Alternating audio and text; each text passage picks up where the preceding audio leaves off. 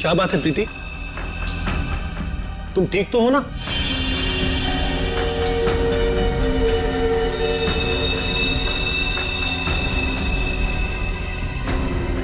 तुम कुछ बोलती क्यों नहीं?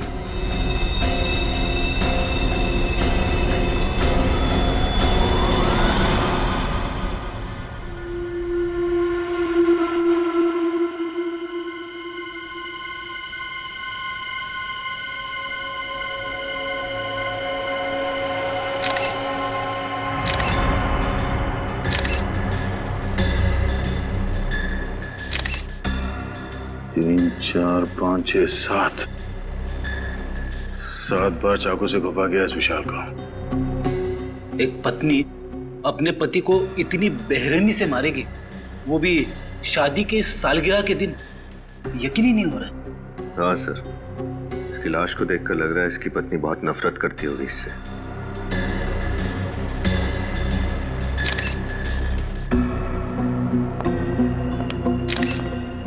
आप लोग कौन है विशाल के?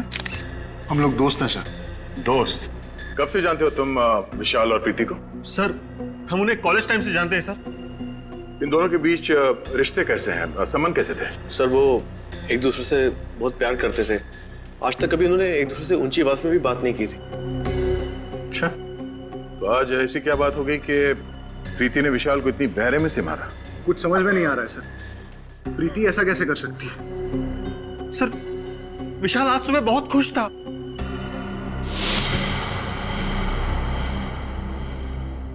हैप्पी एनिवर्सरी प्रीति। मैं दुनिया का सबसे खुशनसीब पति हूं जो मुझे तुम्हारे जैसी बीवी मिली। काश आने वाले हर जन्म में तुम मेरी ही बनकर रहो। क्या बात है, बीवी की फोटो के साथ इतनी रोमांटिक बातें हो रही है। अबे साथ में होती होगी तो ये जनाब तो शायर बन जाते होंगे। यार ये तो बहुत गलत बात है, दरवाजा खटखटा के आना चाहिए था ना। अच्छा, तुम लोगों ने मेरी सारी बातें सुन ली। अरे सुन ली तो क्या हुआ, तू हमारे कॉलेज का दोस्त है यार, लंगोटिया यार। और प्रीति को इम्प्रेस करने के तरीके हम ही से तो पूछता था। भूल गया? कैसे भूल सकता हूँ यार, मेरे घोड़ी चढ़ने का श्रेय तुम लोगों को ही तो जाता है। वो बात तो है, और इसीलिए आज हमें पार्टी चाहिए। हाँ पार्टी? हाँ, तेरी वेडिंग एनिवर्सरी की पार्टी यार। यार प्रीति से पूछना पड़ेगा। क्या बात कर रहा है यार, उसे पूछने की क्या जरूरत है? अरे सरप्राइज दे देते हैं उसको, वो खुश हो जाएगी। आइडिया तो अच्छा है, ठीक कह रहा तू। मैं भी कुछ ऐसा ही सोच रहा था, है ना? तो आज रात 10 बजे पार्टी पक्की। Done done done done done.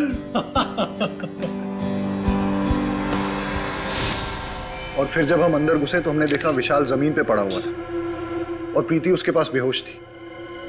और हाँ, प्रीति के हाथ में एक चाकू था, खून से सना हुआ।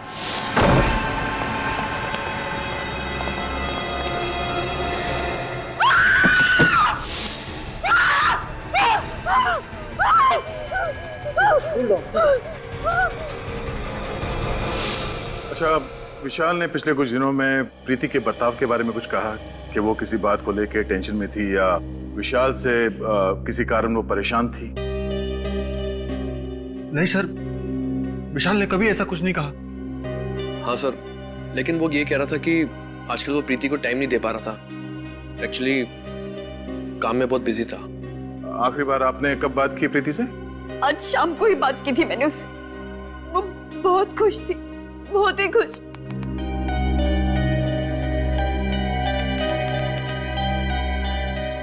सर, प्रीति, प्रीति, प्रीति, क्या हुआ था यहाँ पे? प्रीति, तुम ठीक हो? हमारी आवाज सुनाई दे रही है तुम्हें? सर लगता है सदमे में है। सर, कहीं ये एक्टिंग तो नहीं कर रही है सदमा लगने की? श्रेय, काम करो, इसे ब्यूरो लेके चलो। विनीत, आसपास लोगों से पता करो कि प्रीति और विशाल के बीच में संबंध कैसे थे। अफेड़ी, इनके दोस्तों का नाम और एड्रेस ले लो और इनसे बोलना कि जब तक ये केस सॉल्व नहीं हो जाता कोई भी शहर छोड़ के बाहर नहीं जाएगा। सर, ये प्रीति तो कुछ बोलने को तैयार ही नहीं। लगता है अपने पति की मौत का गहरा सदमा लगा उसे। सदमा कैसा सर? इसने अपने ही हाथों से अपने पति विशाल का खून किया है। हाँ सचिन, पर कुछ तो है जो इसे बाकी के खूनियों से अलग करता है। विशाल के खून के बाद इसने भागने की कोशिश नहीं की और ना ही कोई बहाना बनाया। विशाल की मौत के बाद से लेके अब तक इसकी जुबान से एक शब्द तक नहीं निकला। पानी का एक घूंट तक नहीं पिया इसने। पता नहीं इसके दिमाग में क्या चल रहा है। क्या बात है भाई? बड़ी टेंशन में तुम लोग? टेंशन की बात है सर। क्यों टेंशन क्या है? ये केस तो बड़ा आसान था यार। खूनी अपने आप पकड़ा गया, भाग दौड़ करने की जरूरत ही नहीं पड़ी तुमको। सर, जब तक खूनी अपना गुनाह मान न ले, हम चैन की सांस नहीं ले सकते। और ये प्रीति, ये तो कुछ बोलने को तैयार नहीं है। बहरहाल भाई, प्रीति कुछ बोले या ना बोले, लेकिन मैं आप लोगों को एक बात बोलता हूँ। प्रीति के दिल में अपने हस्बैंड के लिए सख्त नफरत थी। नफरत? पर सर, इनके दोस्तों ने तो कहा कि ये लोग एक दूसरे से बहुत प्यार करते थे। लव मैरिज थी इनकी। लव मैरिज थी या अरेंज मैरिज थी मुझे नहीं मालूम, लेकिन विशाल के शरीर पर जो चाकुओं के घाव हैं, उससे साफ पता लगता है कि प्रीति के दिल में विशाल के लिए सख्त नफरत थी। जगह जगह पर चाकू से वार किए गए। मुझे तो लगता है कि विशाल के मर जाने के बाद भी प्रीति उसे चाकू मारती रही। इतनी नफरत?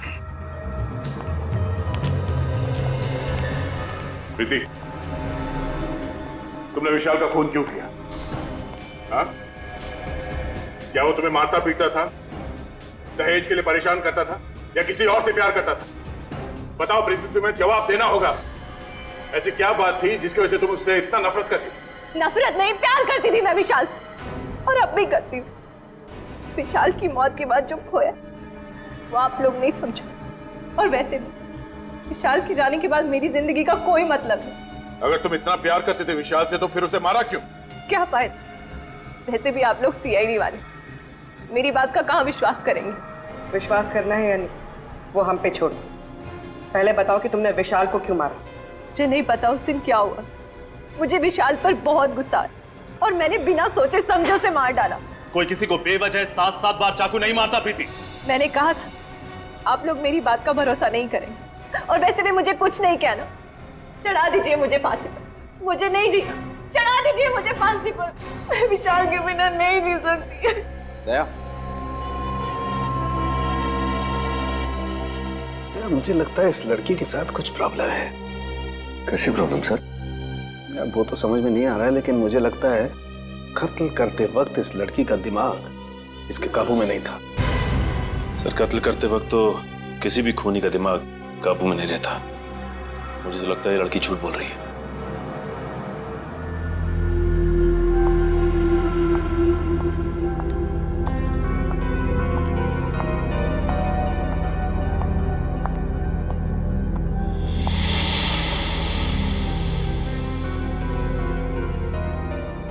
आ गई तू?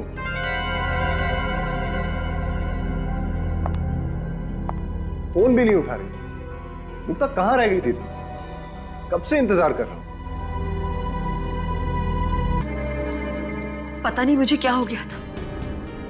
वो तो शुक्र है भगवान का कि चेतन को कुछ हुआ नहीं, वरना मैं अपने ही हाथों अपने आप को विधवा कर लेती। 2 दिनों के अंदर ऐसे 2 हादसे होना कोई इत्तेफाक तो नहीं हो सकता। जरूर कोई बड़ा कारण है इसके पीछे जो इस वक्त हमें दिख नहीं रहा। और इस बात के तह तक पहुंचने के लिए हमारा ये जानना बहुत जरूरी है कि उस दिन आप लोगों ने क्या क्या किया था। सर, उस दिन विशाल ने मुझे सुबह उठाया, मेरे लिए ब्रेकफास्ट बनाया, मुझे बहुत पैम्पर कर रहे थे क्योंकि हमारी एनिवर्सरी थी उस दिन। फिर उनके ऑफिस जाने के बाद मैं तैयार होकर बाजार गई। वहां मैंने विशाल के लिए एनिवर्सरी गिफ्ट खरीदा। उन्हें म्यूजिक बहुत पसंद था, इसलिए मैं उनके लिए स्पीकर्स लेकर आई और फिर मैं घर चली आई। अच्छा ये बताइए, उस दिन आपने बाहर कुछ खाया था? नहीं, मैंने लंच घर पर ही किया था। उसके बाद क्या हुआ? उस दिन जब मैं घर वापस आई तो दरवाजे पर एक गिफ्ट पार्सल पड़ा था और उसमें लाल रंग के जूते थे जिस पर विशाल ने एक नोट लिखा था, हैप्पी एनिवर्सरी। उसके बाद उसके बाद मैं विशाल के घर आने का इंतजार करने लगी, खुद को संवारने लगी, विशाल की पसंदीदा साड़ी पहनी और उसके वो भेजे हुए जूते पहने।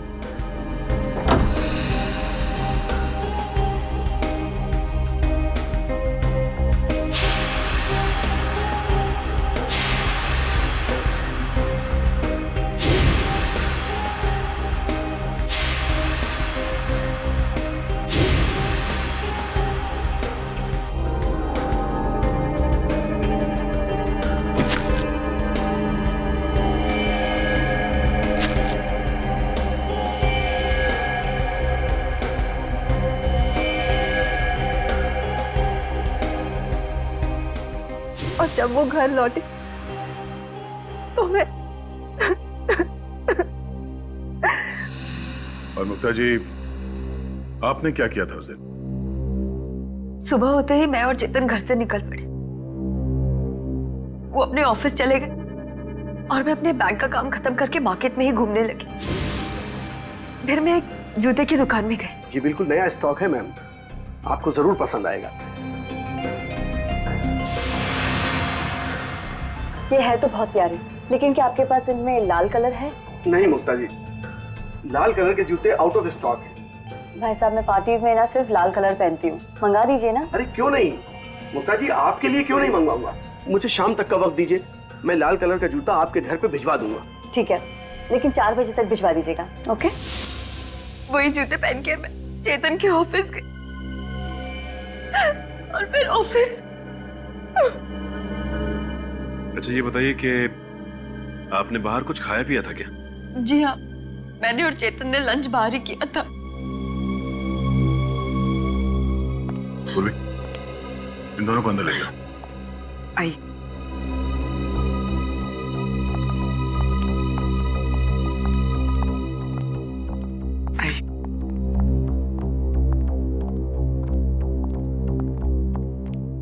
सर, दोनों कहानियों में एक चीज कॉमन है, लाल जूते। हाँ रजत, तो इन लाल जूते में ऐसी क्या बात हो सकती है? मगर सर, प्रीति को ये लाल जूते उसके पति ने गिफ्ट किए थे और मुक्ता को दुकानदार ने होम डिलीवरी की थी। हाँ विनीत, मगर ये लाल जूते ही हैं जो इन दोनों कहानियों को आपस में जोड़ती है।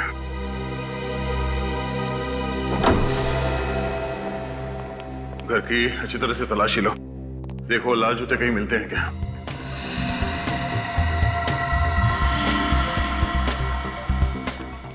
निखिल, तुम अंदर चेक करो, मैं यहां देखता हूं।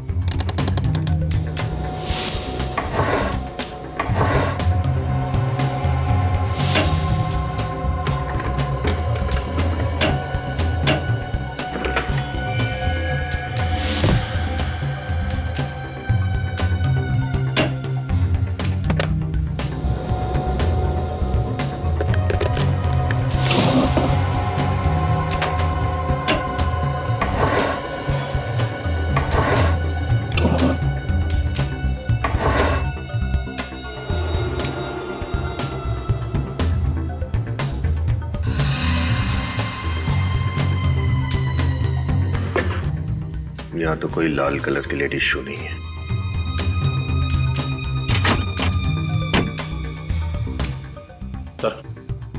सर जूते अंदर नहीं है। यहां भी नहीं। चेतन, जूते कहाँ? यहीं कहीं होने चाहिए सर। यहीं कहीं होने चाहिए तो हैं कहाँ? नहीं सर, यहाँ पे तो नहीं है। सर, बेडरूम में भी जूते नहीं मिले। सर यहाँ भी नहीं मिले।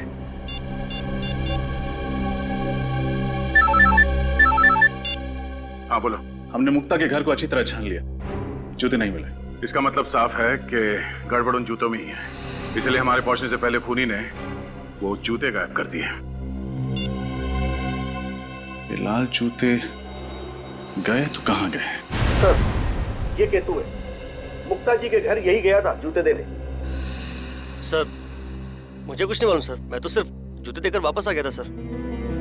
थोड़ा याद करके बताओ, जब तुम मुक्ता को उसके जूते देने जा रहे थे तो रास्ते में कुछ हुआ, शायद तुमने थोड़ी देर के लिए जूतों को लवारिस छोड़ दिया, या फिर किसी ने उन्हें बदल दिया, कुछ अलग, कुछ अजीब, कुछ भी।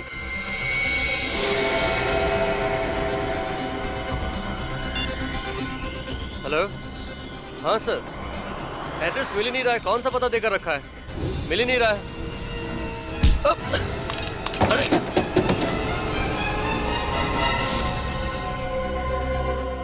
सर, इसका मतलब जो आदमी केतु से टकराया उसने जूते बदल दिए? हो सकता है पंकज, और अगर जल्दी ही उन खूनी जूतों का राज पता नहीं चला तो शायद कुछ और पति मारे जाएंगे अपनी पत्नियों के हाथों।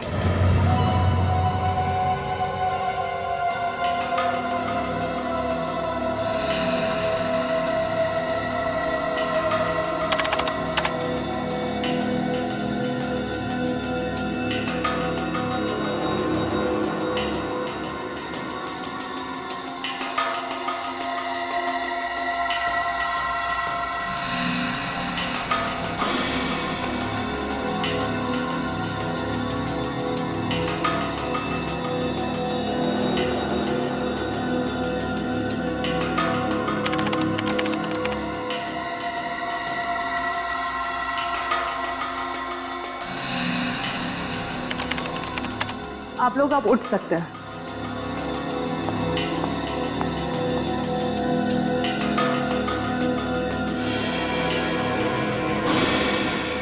ओ, ये चक्कर है। क्या चक्कर है डॉक्टर साहब? अभिजीत, मुझे खूनी का पता लग गया है। कौन है सर? जूते। जूते? वही लाल जूते जो इन दोनों लड़कियों ने पहने हुए थे। डॉक्टर साहब, ये कैसे हो सकता है? रजत, उन जूतों में ऐसा कुछ खास था जिसकी वजह से जो भी उन जूतों को पहनता शायद खून करने लगता। मतलब सर, उन जूतों को अगर मैं पहनती तो मैं भी खून कर देती? शायद, चांसेस हैं। क्या बात कर रहे हैं डॉक्टर साहब? ऐसा क्या है उन जूतों में कि उन्हें पहन के एक आदमी खूनी बन जाएगा? मैं बताता हूं। हाँ, ये देखो, इन दोनों के पैरों पर ये छोटा सा इंजेक्शन का निशान। इसका मतलब ये है कि इंजेक्शन के जरिए कोई ऐसा केमिकल इनके शरीर के अंदर गया है जिसकी वजह से इन लोगों ने ऐसा वायलेंट रिएक्ट किया है। और ये इंजेक्शन इन्हें तब लगा जब इन दोनों ने वो लाल जूते पहने थे। अगर जूतों में इंजेक्शन था तो हमें महसूस क्यों नहीं हुआ?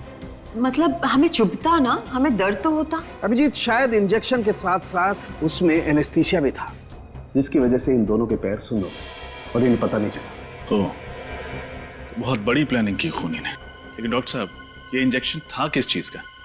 हॉलीवुड क्रेडॉक। What? हॉलीवुड क्रेडॉक? हाँ सर। Oh my God! क्यों? ऐसा क्या है इस केमिकल में? ये एक ऐसा केमिकल है अभिजीत, जो अगर इंसान के शरीर में चला जाए तो उसका ब्लड प्रेशर बहुत हाई हो जाता है, उसके दिमाग में तूफान मचने लगता है, उसे इतना ज्यादा गुस्सा आने लगता है कि वो अपने होश में नहीं रहता, बहुत ही हिंसात्मक, वायलेंट हो जाता है, और ऐसी हालत में वो किसी का खून भी कर सकता है। मतलब सर, बहुत ही खतरनाक केमिकल है। हाँ मीने, इसीलिए इस केमिकल पर बैन है। कई देशों में तो इस केमिकल को जानवरों पर इस्तेमाल किया जाता है, ये पता लगाने के लिए कि आखिर वो जानवर कितना वायलेंट हो सकते हैं। डॉक्टर साहब, ये बॉडी में जाने के बाद इस केमिकल को कितना टाइम लगता है असर दिखाने में? ज्यादा से ज्यादा 10 मिनट। 10 मिनट? लाल जूते और उसमें ये केमिकल वाले इंजेक्शन। सर, एक बात तो तय है, खूनी ने प्रीति और मुक्ता के बारे में अच्छे से रिसर्च की थी। वो जानता था कि मुक्ता का पसंदीदा जूतों का ब्रांड कौन सा है। इतना ही नहीं रजत, खूनी को अच्छी तरह से मालूम था कि कौन सा वक्त सही है उन दोनों के लिए अपने पति विशाल और चेतन को मारने के लिए। हाँ सर, अगर ये खून करने की कोशिश इन लोगों ने उस वक्त की होती जब वहां लोग मौजूद थे, तब शायद इनका प्लान फेल हो जाता। बिल्कुल हो जाता कि वहां पे मौजूद लोग विशाल को बचा लेते। असली खूनी को अच्छी तरह से पता था कौन से वक्त पे इस जुर्म को अंजाम देना चाहिए। सर, ये प्रीति और विशाल का घर में अकेला होना तो समझ में आता है, लेकिन मुक्ता तो चेतन के ऑफिस में गई थी ना, तो उसे कैसे पता चला कि चेतन ऑफिस में किस वक्त अकेला रहने वाला है? इस मुक्ता से पूछ लेते हैं। सर, कुछ पता चला ये सब कौन कर रहा था? अभी तक तो नहीं, पर आप लोग चिंता मत कीजिए, बहुत जल्दी असली गुनहगार हमारे सामने होगा। मुक्ता जी, एक बात बताइए, आप ठीक उसी वक्त कैसे पहुंची चेतन के ऑफिस में जब वो बिल्कुल अकेला था? सर मैं तो 4 बजे जाने वाली थी, लेकिन इनका फोन आया था कि मैं 4 बजे ना जाके 6 बजे जाऊं। ये मीटिंग में बिजी थी। मतलब चेतन ने तुम्हें खुद 2 घंटे देरी से आने के लिए कहा? क्या कह रही हो मुक्ता? मैंने तुम्हें ऐसा कोई फोन नहीं किया था। मैं तो खुद हैरत में था कि इसे आने में इतनी देर क्यों हुई। अगर आपने फोन नहीं किया तो फिर किसने किया? ये फोन कॉल आपके मोबाइल पे आया था? नहीं सर, मेरे लैंडलाइन पे आया था। सचिन, पता करो 24 तारीख दोपहर 4 बजे के आसपास इनके लैंडलाइन पे किसका फोन आया था। वैसे आपने कहा कि लाल जूतों को पहनने के बाद आपको अचानक गुस्सा आया। ये लाल जूते की डिलीवरी कब हुई थी आपके पास? सर जूते की डिलीवरी उसके दिए हुए टाइम से बहुत लेट हो गई थी। मैं गाड़ी में बैठ के ऑफिस के लिए निकल ही रही थी, तब जूते वाला आया था। और वो जूता पहना कब आपने? इनके ऑफिस के नीचे सर। जूते चेंज करके ही मैं ऊपर गई थी। लेकिन सर अगर खूनी चाहता था कि मुक्ता नए जूते पहनकर ऑफिस जाए तो वो आखिरी मिनट तक इंतजार क्यों करता? मतलब ये भी तो हो सकता था कि मुक्ता नए जूतों को गाड़ी में ही रहने देती और पुराने जूतों में ही चेतन से मिलने चली जाती। हो सकता रजत, पर उस दिन ये दोनों पार्टी में जाने वाले थे तो शायद मुक्ता कार में जूते पहन लेती और खूनी के पास अच्छा मौका भी था चेतन को मारने का, है ना? क्योंकि ये दोनों अकेले थे। पता नहीं हम दोस्तों के पीछे कौन हाथ धो के पड़ गया। हमने तो किसी का कुछ भी नहीं बिगाड़ा। चेतन दिमाग पर जरा जोर डाली, कोई पुराना किस्सा याद आता है, कोई पुरानी दुश्मनी, छोटी ही सही, कोई भी ना। आप लोगों को किसी पे शक नहीं है? नहीं सर। सर ये जुर्म तो एक उलझी हुई पहले की तरह होता जा रहा है। अगर इनका कोई दुश्मनी नहीं था फिर कौन ऐसा होगा जो इतनी गहरी साजिश रचेगा इन दोनों को मारने के लिए? ये सब कुछ एक सोचा समझा हुआ प्लान है। खूनी ने ऐसा वापरा जैसे शतरंज के खिलाड़ी घोड़ों और ऊंट को वापरता है। हाँ सर, खूनी ने ये सब उन जूतों के जरिए किया है, उनमें इंजेक्शन फिट करके। इसका मतलब है वो जूते ऑर्डर देख के बनवाए गए थे, तभी तो सोल के नीचे इंजेक्शन रखने का जगह बना पाया वो। सर फिर तो खूनी लेदर मार्केट भी गया होगा चमड़ा खरीदने। बिल्कुल गया होगा। उन सारी दुकानों में जाके पता करो जहाँ पे ये जूते बनते हैं या फिर उन्हें बनाने के सामान बेचे जाते हैं। सर उस नंबर का पता चल गया है सर। वो फोन चेतन ने नहीं बल्कि किसी अरुण कुमार ने किया था। अरुण कुमार? मुक्ता, आप किसी अरुण कुमार को जानती हैं? अरुण कुमार? नहीं सर, मैंने तो ऐसे किसी आदमी का नाम भी नहीं सुना। प्रीति तुम? मैं किसी अरुण को नहीं जानती। शायद विशाल जानता हो। अगर विशाल जानते किसी को तो मुझे जरूर बताते। हाँ अरुण कुमार, शायद एक अरुण था तो सही हमारे कॉलेज में, है ना? अरे नहीं, वो तो अरुण यशोधन था, अरुण कुमार नहीं। आप सब में से कोई भी अरुण कुमार को नहीं जानता, मगर वो आप सबको अच्छी तरह से जानता है। विशाल को क्यों मारा तुमने? मारा मतलब सर? विशाल? कौन विशाल सर? ये विशाल। अब कुछ याद आया? नहीं सर, इस आदमी को तो मैं पहली बार देख रहा हूँ। अच्छा, इसे तो जरूर पहचानते होगे। नहीं सर, अब ये कौन है? ये चेतन है। चेतन बन के उसकी वाइफ को फोन करते हो और कहते हो चेतन को ही नहीं पहचानते। कमाल है। सर मैं किसी और की वाइफ को क्यों फोन करूंगा सर? मेरी खुद की वाइफ है फोन करने के लिए। झूठ मत बोलो। फोन रिकॉर्ड से हमें पता चला है कि कल शाम 4 बजे तुमने ही मुक्ता को फोन किया था। मुक्ता? सर मैं इनमें से किसी को नहीं जानता। कौन है ये सब सर? और कल 4 बजे? हाँ सर, 1 मिनट। मैं कल शाम को 4 बजे बाजार गया था और एक आदमी ने मुझसे फोन मांगा था एक कॉल करने के लिए। एक आदमी को दिया था फोन कॉल करने के लिए। बड़ी अच्छी कहानी बना लेते हो। मैं कहानी नहीं बना रहा हूँ। आप खुद सोचिए, अगर मुझे जुर्म करना होता तो मैं खुद का फोन क्यों इस्तेमाल करता? किसी पीसी या किसी और फोन से कॉल नहीं कर सकता था क्या? उस आदमी की शक्ल याद है तुम्हें जिसने तुमसे तुम्हारा फोन मांगा था? नहीं सर, थोड़ा जल्दी में था तो ज्यादा ध्यान नहीं दिया मैंने। ठीक है, अगर तुम्हारी ये कहानी झूठी निकली तो तुम अपने बच्चों को कहानी सुनाने लायक नहीं रहोगे।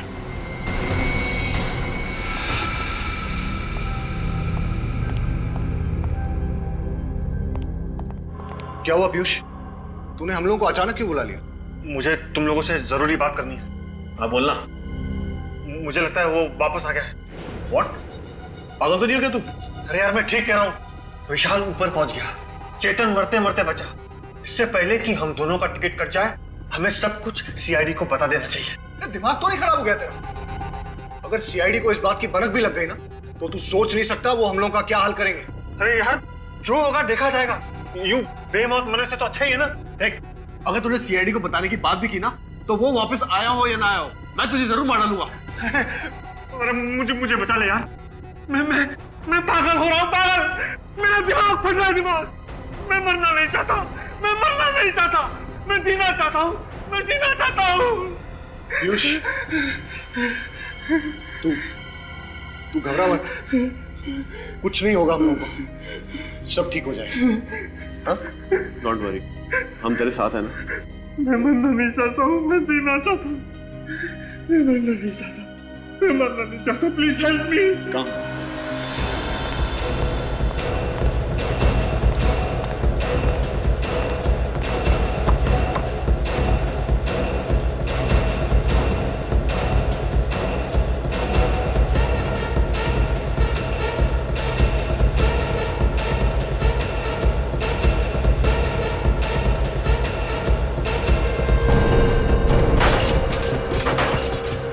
कुछ दिनों में आपके यहाँ कोई आदमी लाल रंग का चमड़ा खरीदने आया था लड़कियों के जूते बनवाने के लिए। ऐसा तो यहाँ कोई नहीं आया सर।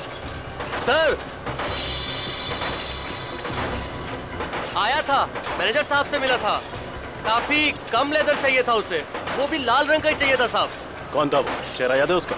मुझे तो नहीं साहब, मैनेजर साहब को याद होगा। ये मैनेजर कहाँ? बुलाओ जरा उसे। मैनेजर साहब छुट्टी पे गए हैं। छुट्टी पे गया? फोन लगाओ उसे, बोलो सीआईडी ने ब्यूरो में बुलाया स्केच बनवाने के लिए।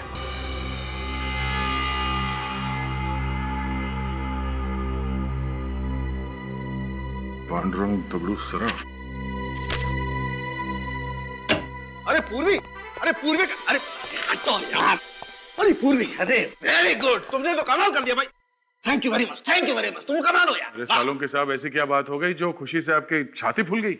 यार तुम्हें पता नहीं, वो पूर्वी ने मुझे सलाह दी थी ना वो लेटर लिखने की। अरे भाई मैंने अपनी गर्लफ्रेंड को एक अच्छा सा लेटर लिखा, फूलों का गुलदस्ता भिजवाया और बस उसको गुस्सा तो गायब। क्या बात सर, ये तो बहुत ही अच्छी बात है। मुबारक हो सर। अरे भाई रहने दो, अपनी मुबारकबाद आप अपने पास रखिए, पहले भी झेल चुका हूँ यार मैं तुम्हें। अरे सर गिफ्ट में कैंची दी आपने और गलती मेरी। यार ऐसे वक्त पे कैंची की याद दिलाना जरूरी है क्या यार? मैंने कहा था ना सर कि आपका लिखा हुआ खत पढ़ के वो खुश हो जाएगी। वेरी गुड पूरी, तुम कमाल हो। आइंदा से इस मामले में कोई टिप्स लेनी होगी ना बेटा, मैं सीधा तुम्हारे पास आऊंगा। यस डॉक्टर साहब, पूर्वी से क्यों, आप तो ये तारिका से भी ले सकते हैं और उसके लिए आपको यहाँ ब्यूरो में आने की जरूरत भी नहीं पड़ेगी। नहीं दया, तुम समझते नहीं हो यार, तारिका की इस मामले में जरा पसंद कमजोर है यार। डॉक्टर साहब, अभिजीत के बारे में अगर कुछ कहना है तो मेरे सामने तो प्लीज आप। अच्छा, बुरा लगा ना, बुरा लगा, कोई बात नहीं है यार। मैं भी अपना वक्त बर्बाद नहीं करना चाहता ये डिस्कस करके यार। अरे मेरे पास टाइम नहीं है, मुझे फेशियल कराने जाना है यार। Sir facial? और आप? क्यों? मैं फेशियल क्यों नहीं है?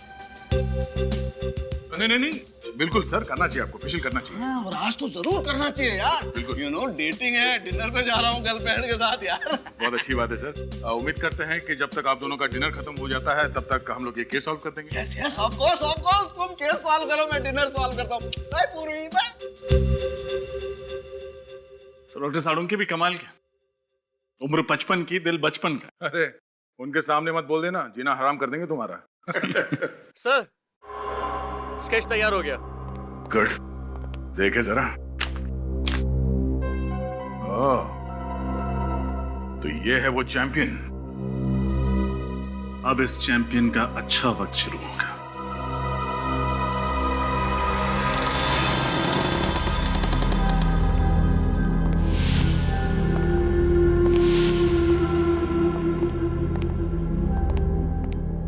देखो कहां छपके बैठा है।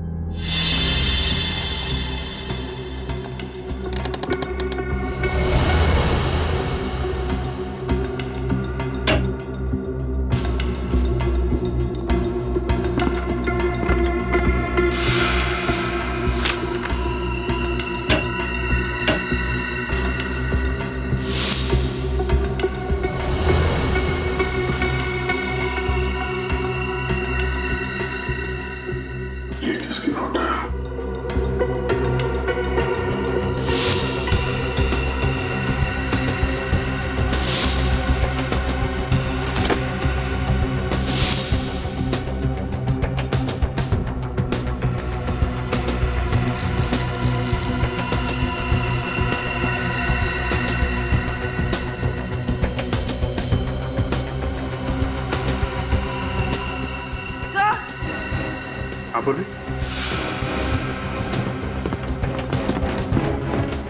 सर यहाँ पर ये नीडल्स और सिरिंजेस मिली है। सर ये वो केमिकल जो जूतों में इस्तेमाल किया गया था। और सर ये जेल जो पैरों को सुन्न करने के लिए जूतों में डाला गया था। सर यहाँ पर ये लाल जूते भी हैं और सर ये इंजेक्शन।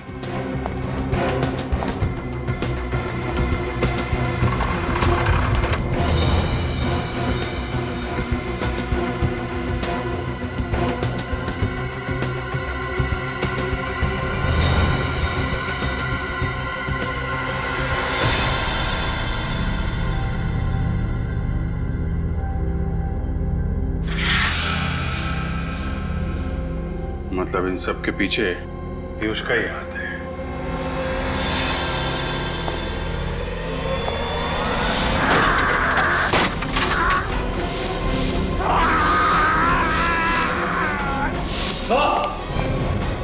पूर्वी, सब कुछ उठा लो। विनीत, पूर्वी, सब कुछ उठा लो। विनीत,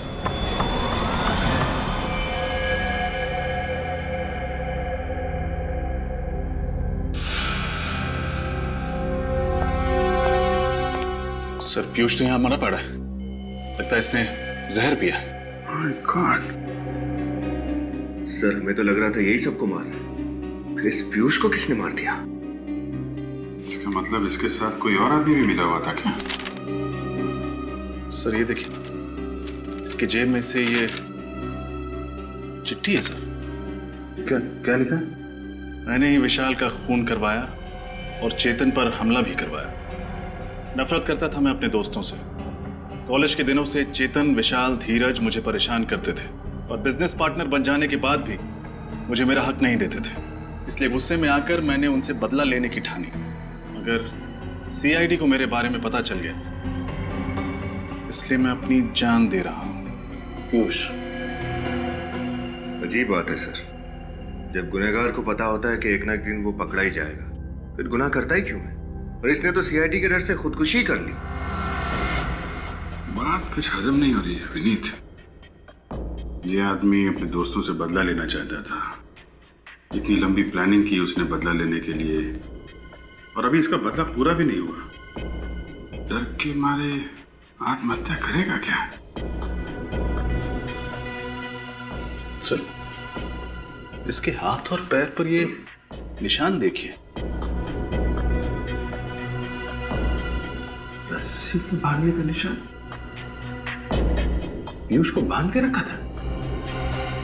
लगता तो है सर, लेकिन जब ये ब्यूरो आया था तब तो कोई निशान नहीं था। और ये निशान काफी गहरे हैं। लगता है काफी दिनों से बांध कर रखा गया था इसे। पीयूष को बांध के भी रखा गया था और पीयूष ब्यूरो में भी। अब कुछ कुछ समझ में आ रहा है। डॉक्टर साहब, मैं ठीक तो हो जाऊंगा ना? तुम बिल्कुल फिक्र मत करो। तुम जैसे पहले थे ठीक वैसे हो जाओगे। अब मैं इंजेक्शन लगा रहा हूं, तुम पलट जाओ।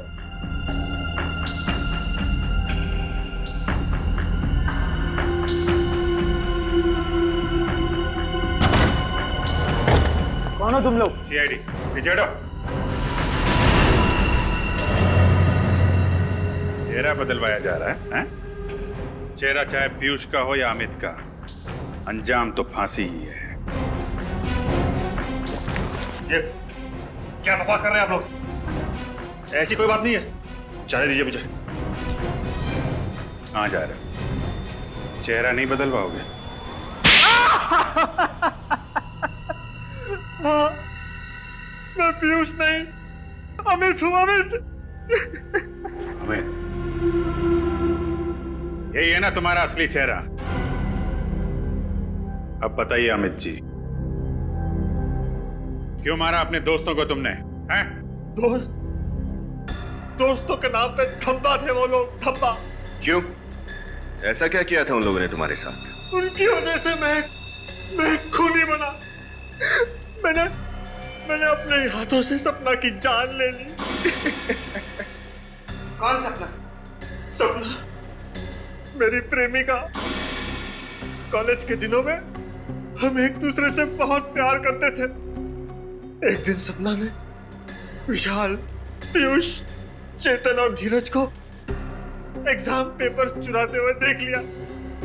फिर उसने धमकी दी कि वो सब कुछ प्रिंसिपल को बता देगी। फिर इन चारों ने उसे मारने का प्लान बनाया। बस सपना तो तुम्हारी गर्लफ्रेंड थी, उनके कहने पे तुमने सपना का खून कर दिया। क्यों? क्योंकि उन चारों ने मुझसे झूठ कहा कि सपना मुझसे बेवफाई कर रही है। वो चारों अच्छी तरह से जानते थे कि मुझे मेरे गुस्से पर काबू नहीं रहता, इसीलिए बिना सच जाने मैंने सपना की जान ले ली।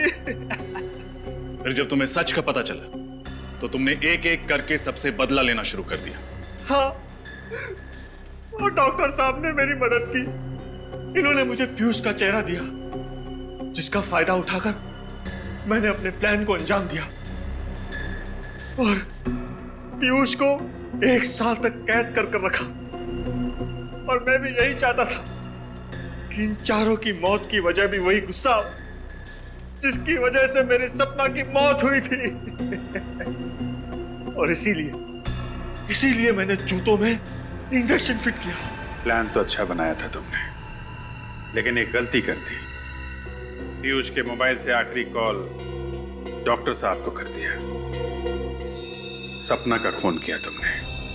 पश्चाताप के आंसू बहाने के बजाय अपने दोस्तों को भी मारा। तुम्हें तो फांसी ही होगी।